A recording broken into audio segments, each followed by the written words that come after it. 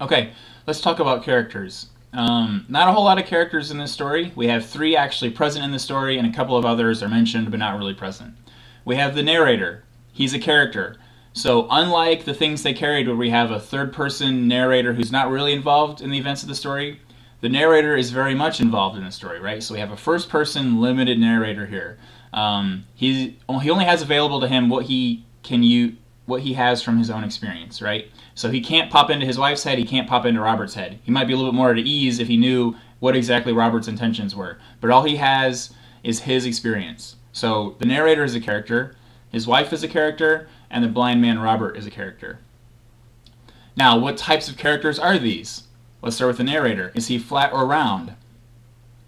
I don't know, I feel like he's somewhere in the middle. He's not a total caricature or a cardboard cutout, but I don't think he's the most fully realized character. I mean, he undergoes some change later on in the story, so he is dynamic.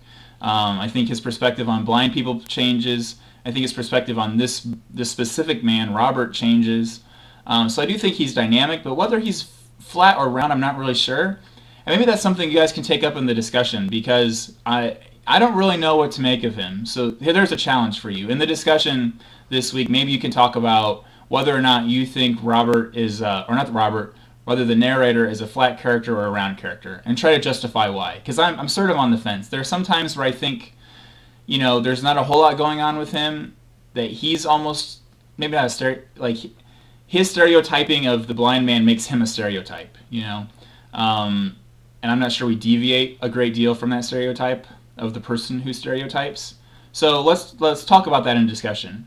So we have the narrator, somewhere between flat and round. We can discuss that, but he's definitely dynamic, right? He has this change at the end where he's drawing the cathedral with the blind man.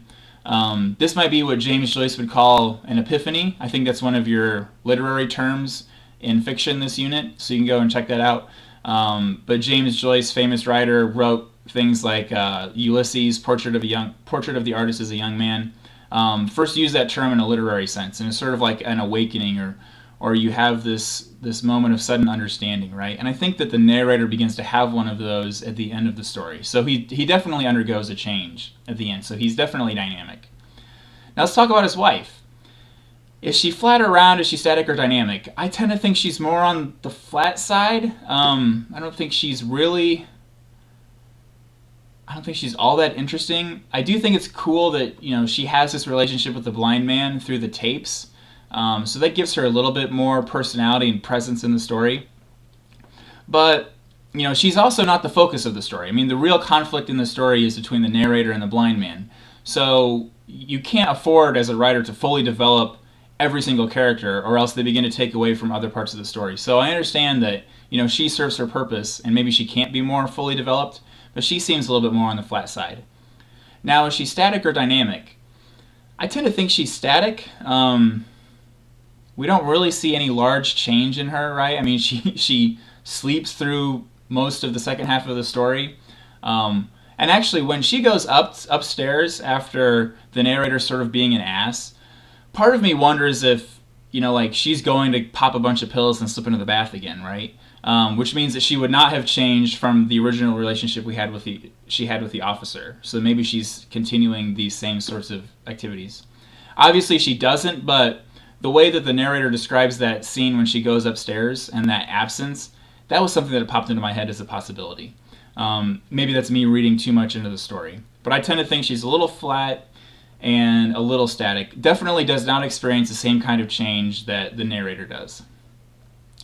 And now let's talk about Robert, the blind man, okay? So he seems like the most fully developed character. Maybe it's because of the beard. Like he has a real presence in the room where I don't think the narrator does, although he does do a lot of drinking. He's got some physical actions in the story. But I feel Robert's presence in the story physically more than I feel the other character's presence. And he seems to have a depth of personality and of experience that a couple of the other characters don't have. So I think that he's the most well-rounded character in this story. And now we have to figure out, is he static or dynamic? And he starts blind, he ends blind, so that doesn't change.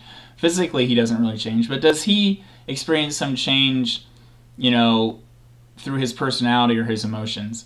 And I think he does. Remember at the, maybe 2/3 of the way through the story or near the end of the story, the narrator offers him some dope, right? He's rolling him and they pass it around. And Robert has never done that before, but he does. And so I think that, even though it's clear that the blind man Robert is changing the narrator in some way with his epiphany as they're drawing the cathedral, I think the narrator also he's able to affect change in Robert. So I would say Robert is a round character and that he is a dynamic character. And it might be sort of tedious using these words over and over again. We won't do this with every single story throughout the semester, but these are useful terms when we're thinking about character. So we'll use them a little bit now, and maybe we can discard them as we get into larger conversations of character in the future. But I'm hoping this is helping for now.